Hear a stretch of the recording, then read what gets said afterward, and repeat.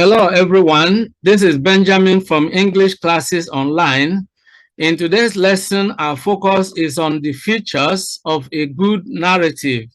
If you are new to this channel, kindly subscribe to the channel by clicking on the subscribe button below. Make sure you click on the bell icon as well, so that whenever a new video goes live on the channel, you will be instantly notified. Without much ado, let's dive into the lesson. Now, let's begin with the basic question, what is a narrative? Well, a narrative is simply a story. It is an account of an incident that happened in the past. You know, you may remember a time that you narrated an incident to a friend or a close associate, something that happened in the past, and then you had an occasion to retell the story, to give an account of that incident to someone. That is what a narrative is about. Now, the story may be true or imaginative. So a narrative can be factual or fictional, okay? The purpose of a narrative is to share an experience through storytelling, okay? Now, a good story shares an experience in a creative, compelling, and attention-grabbing way. And that is exactly what this lesson is intended to show you how, okay? Now, think about what your story is all about. Think about the topic if you are already given one. In high school English exams, you are usually given a topic and then you are asked to write a story to illustrate that, okay? For example, a day I will never forget, the saddest day in my life, okay? Then let's look at the features of a narrative. Number one, actions.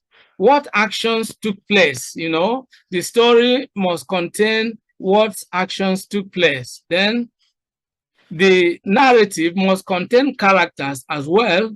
And characters are about the people who carry out the actions, who are responsible for these actions. It must also contain setting, and setting is about where the actions took place, where and when. Where did the actions take place and when did the actions take place? Number four, a good narrative must have a plot. The plot is the arrangement of the events, you know, the actions or the events that took place in that story or in that experience. How did it happen? What happened first? What came next? Or what led to another? In other words, in what order did the actions happen and what were the results? When you are looking at something that happened and the consequences of that action, you know, one thing happened and led to another thing, then you are looking at the plots of the narrative. Number five is the theme. What lesson or lessons about life can be learned from that experience, or what is your own feeling about what happened, okay? Now let's go further and look at the key steps in writing a narrative. The first is the topic. First, identify the topic of the story. The second one is the purpose. Identify the purpose of the story. Then the experience. You need to identify the experience you want to share in the story. And number four, you need to plan your story based on the features of the narrative.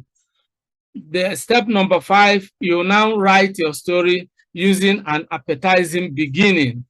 Number six, you end your story with a resolution of the conflict and a relevant moral lesson. And step number seven, you edit your work, okay? Now let's look at this one by one. Number one, identify the topic of your story. Yeah, and then in identifying the topic, you need to ask yourself, what is the story all about? You know, what is it all about? as I earlier mentioned, if in a high school essay, for example, you are already told what your narrative should be about. If you are going to take the IELTS test, IELTS, in the essay writing part, you may be asked to, to give an account of something that happened in the past, something you experienced, okay? So that is also a kind of narrative, okay? So, but first of all, you need to look at the topic or the subject matter. What is this all about? Okay, that's the first thing you do. And in doing that, of course, you may have to figure out the topic from a given quote, a saying, or a group of words. This is more applicable to high school essays. For example, example of quote can be prevention is better than cure, or look before you leap. Example of group of words could be, if I had known, I wouldn't have gone out with him, or I then realized that it pays to be patient. Then this second step is to identify the purpose of your story, okay? You need to identify the purpose of your story, because anything without a purpose is completely useless. If the purpose of something is unknown, it becomes subject to abuse, okay? So your story must have a purpose. And you identify the purpose of your story by asking a question: what is this story meant to teach about life? Because if your story is not going to make someone learn a lesson, then it's meaningless, okay? When you come up with a good narrative, you should have a theme. You should teach a lesson about life. Someone should take away something from that experience and learn a lesson from it, okay? Now let's continue to look at how you identify the purpose. A good story is meant to achieve a definite purpose. That's how you identify the purpose. That means it's meant to teach a moral value or a lesson about life. So you need to ask yourself, what is this story meant to teach someone? You need to figure out this purpose by thinking about the expression given in the exam question. For example, if you are asked to write a story that ends with the statement, I wish I had listened to my parents. Now, this question is taken from the West African Senior School Certificate Examination of June 2019. And when you are given a question like this, you are already given the topic, okay? You are already given, of course, the purpose. The purpose of this story is to teach a lesson on the importance of listening to one's parents. I wish I had listened to my parents. You can call it also the importance of obedience, okay? Or you can also call it the danger of disobedience, or the danger of ignoring the warnings or the advice of your parents, okay? So once you figure out the purpose, then you'll be able to invent a story that will teach that kind of lesson. And that is exactly how to figure out the purpose of your narrative. Step number 3 is to identify the experience you want to share in your story. And your experience, of course, should be something that is in line with the purpose of the story. So you identify the experience. If you look back to your previous years, then you can remember something that happened, an experience you had, an incident you witnessed or experienced, or it may have happened to someone, but you came to know about it. It could be something you read in a newspaper, in a magazine, or online, or watched on television.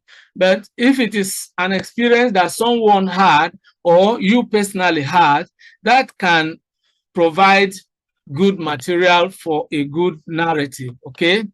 And your story should also be able to teach something about human experience. And this is how you figure it. For a story to be relatable and interesting, it must share a given human experience, okay? You need to identify a particular experience you want to share, okay? So that is very important. For example, it could be a personal experience you had sometime in the past. It could be an incident you witnessed, heard, or read about. It could also be an imaginary incident, something you imagine based on general human experience, okay? Step number 4 is to plan your story based on the elements of storytelling. And these elements of storytelling are when, where, what, how, and why, okay? Now, this is how you do it. Jot down the facts or main points, okay, of the experience you want to write about. It's always good to plan a piece of writing before you start writing. Just as builders will draw a building plan and they will know where they are going to situate every part of the house before they start building. This is how you write anything, whether it is a story or an article or a report. Planning is key, okay? For example, you need to figure out the following parts of the story. Setting is the place and time of the event or incident. Where and when did it happen? You can jot it down. This is how to plan it. Then, what are the characters in the story? That is the persons involved, who were involved in the actions, who did what. Then the plot, the events that took place and how they happened. As I earlier mentioned, the plot is the arrangement of events. What exactly happened, what happened first, what followed, and what led to another, and so on and so forth.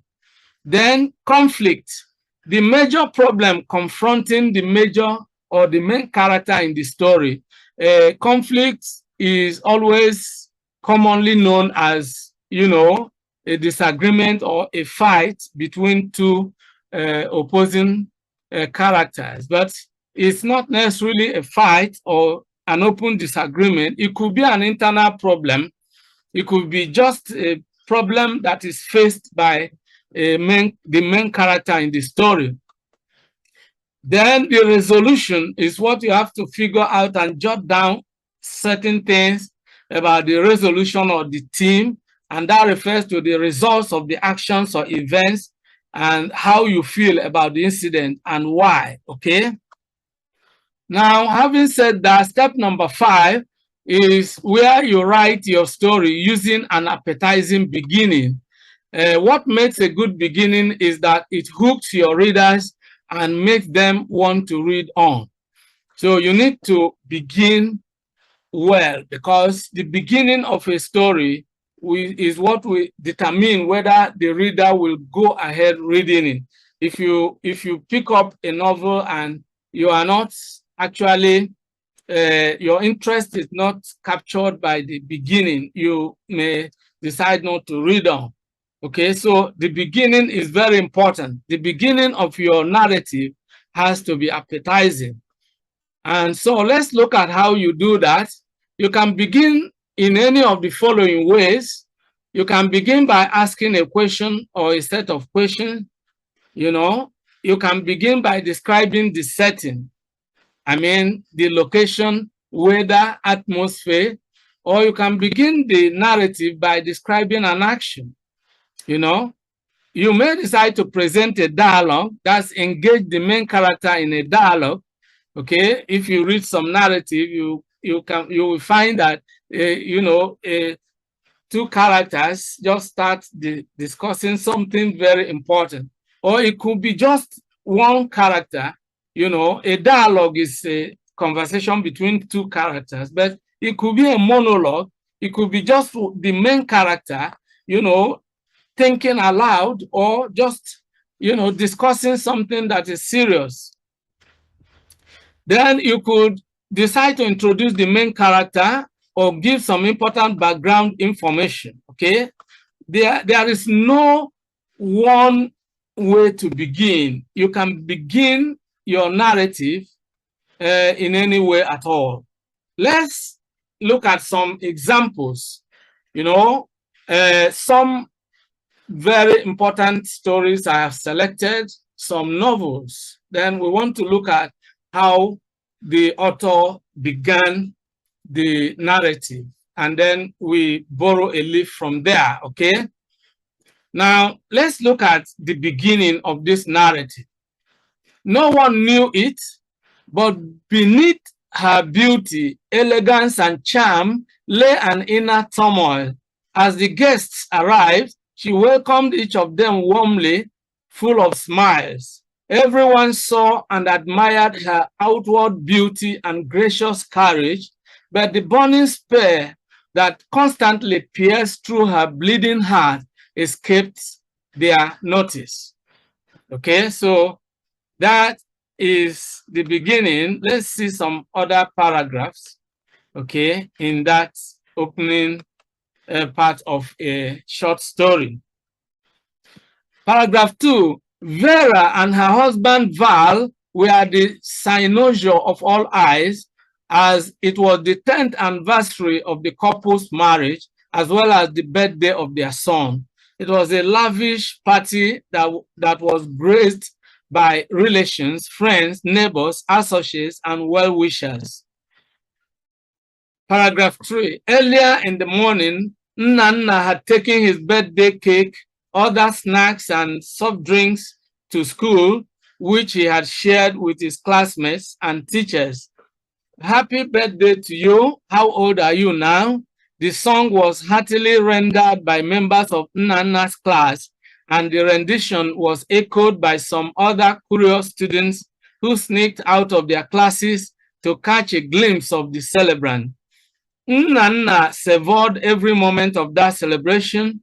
He cherished those moments when he was being treated as a hero by his classmates and teachers. He felt very grateful to his parents, who had agreed to give him the package for the school, and had also made preparations for hosting relatives and friends at home later. For him, it was a double celebration, the school birthday party and the home birthday party, respectively. Now, this opening of this narrative is taken from a novel titled The Explosive Secret in chapter 1 of it. I'm going to include a link to each novel in the description box. So if you are interested in any of them, you simply click on the link and you'll be able to read the whole novel. It's in form of an ebook. It's a digital book, so you can just download it. Okay. Now let's look at the next one. This is taken from another part of the same novel, from chapter 4. It was 2:30 a.m. and Vera was still awake, staring abstractedly into space, tears pouring out of her eyes like raindrops. Bitterness and guilt filled her mind while she thought about that very traumatic moment when she got the doctor's report announcing the pregnancy. That was more than 10 years ago, less than a year after her mother's death. That was the culmination of her second baptism of fire. In those days, she would cry until she had no more strength left in her, and then she would close her eyes, wishing she had died shortly after birth, or better still, that she had been born stillborn. Okay. Now, in the second paragraph here, abortion would have been a holier option as far as she was concerned. The pregnancy was said to be several months old at the time of the test report, so the doctor warned that it was unsafe to do an abortion. It is already unsafe to do an evacuation at this stage. Your life will be on the line. Those were the doctor's words when Vera requested for an abortion. In spite of the doctor's warnings, Vera consulted a chemist who gave her several doses of pills aimed at terminating the pregnancy.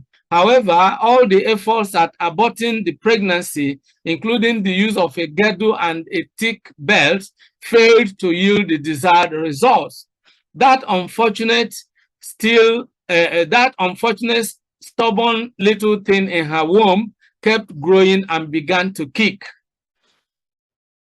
Paragraph 3. Prior to that ugly incident, Vera had nursed dreams of going to her husband's house a virgin.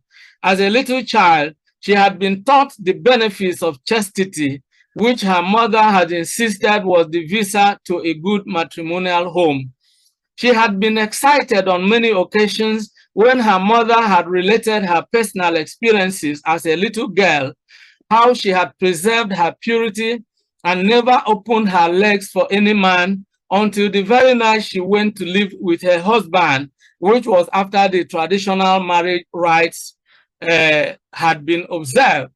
The most exciting parts of those stories to Vera were the accolades Mommy said she had won from her parents-in-law, who, on ascertaining that she had come to her husband as a virgin, gave her warm handshakes for being a worthy daughter-in-law.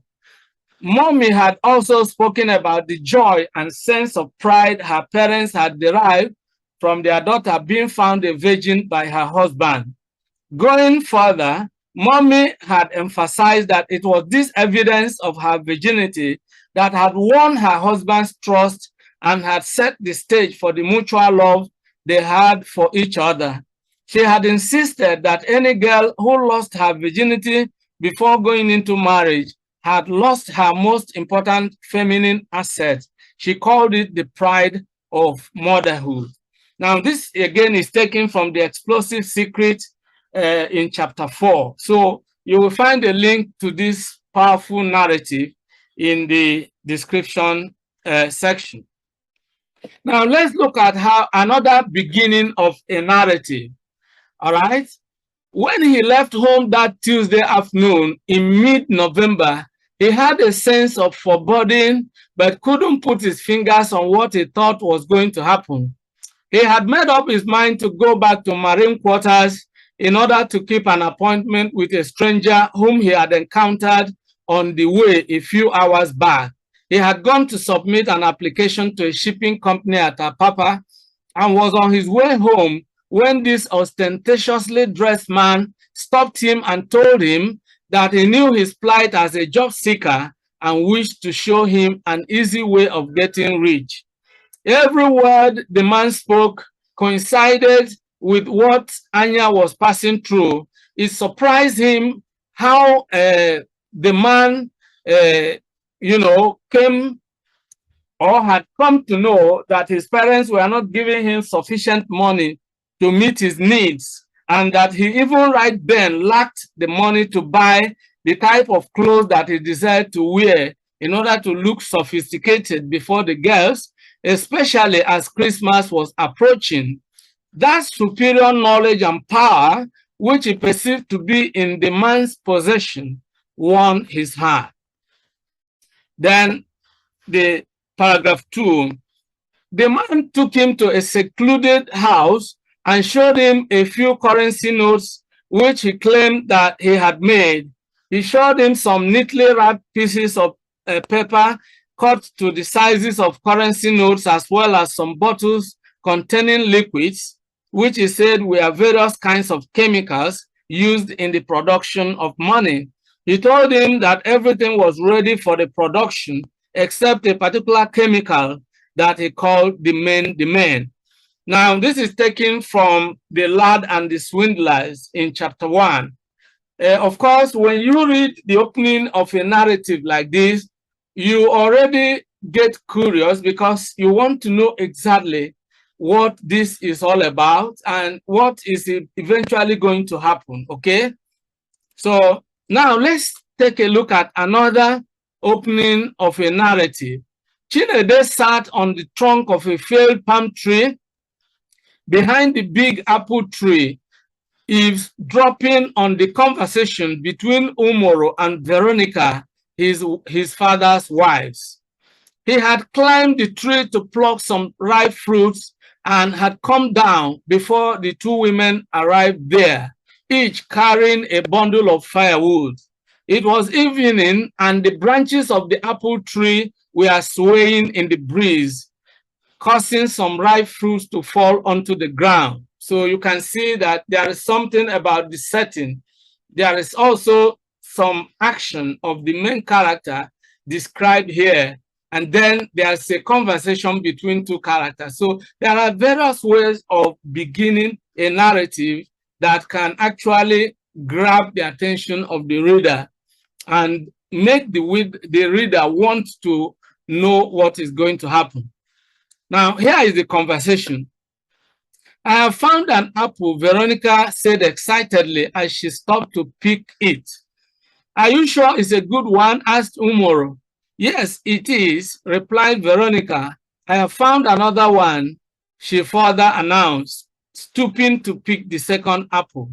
Your eyes are like those of a cat when it comes to finding apples, Umoro said, laughing tauntingly. Of course, apple is my favorite fruit, Veronica admitted. Take one, she said, presenting the two apples to the elder woman for her to choose one. Thank you, Umoro said appreciatively as she took one of the apples. I think we should even rest here for a while. This firewood is rather too heavy. Perhaps it's because it's not yet dry. That's true, said Veronica as she dropped her own bundle of firewood on the grass under the tree and sat on it. Meanwhile, you know, the reader already knows that there is a third character, and that is Chinede, and he is sitting somewhere listening to the conversation between these two characters. So that is the picture you get of the opening of this narrative, okay?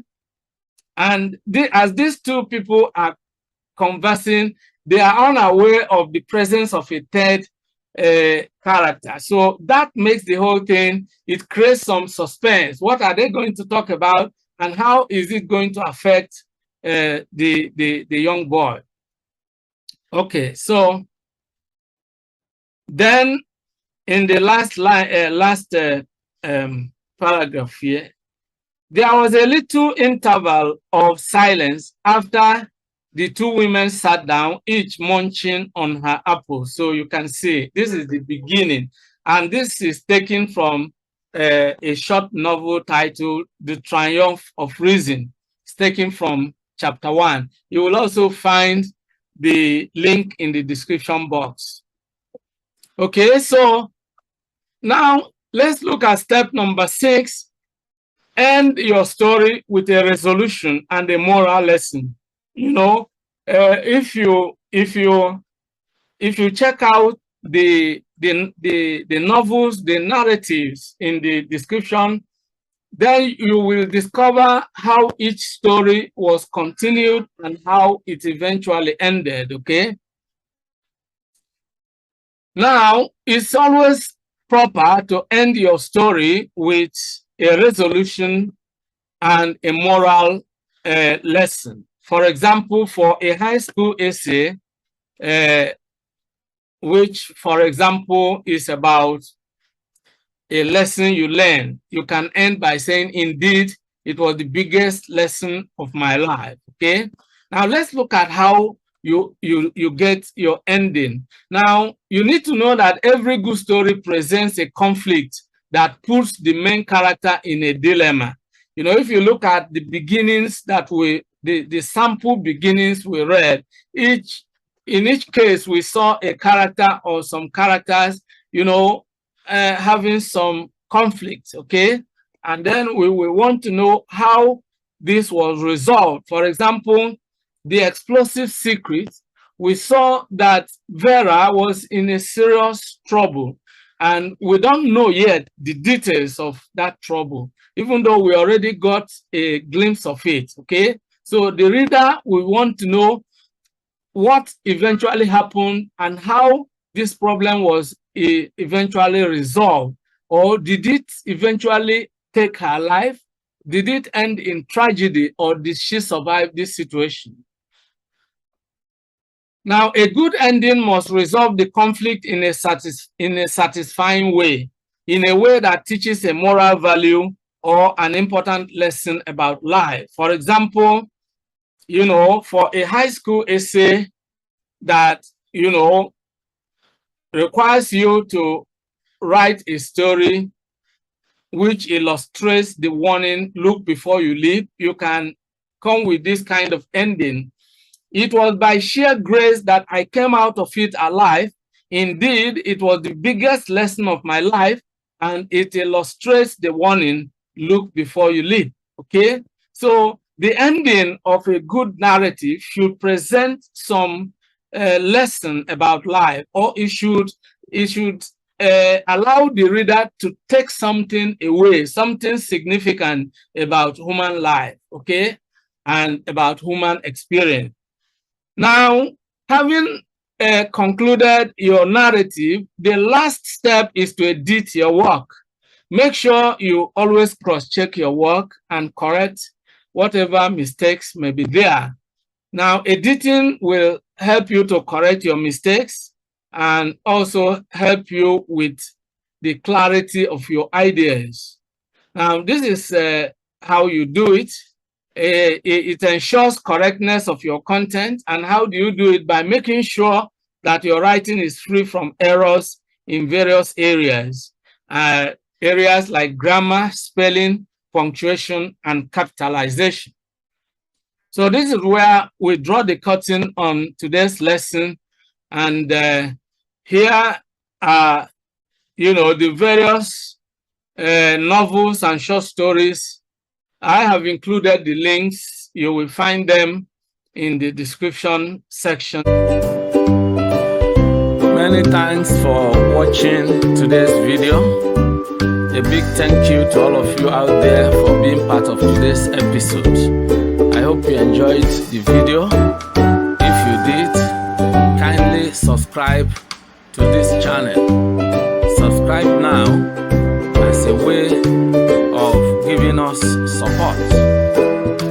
For notification about new videos, click on the bell icon. You will find the bell icon. Click on it so that whenever a new video is uploaded, you will be instantly notified. If you have actually enjoyed the video, like and share the video with your friends and relatives. This is very important. If you have any comments, leave your comments below.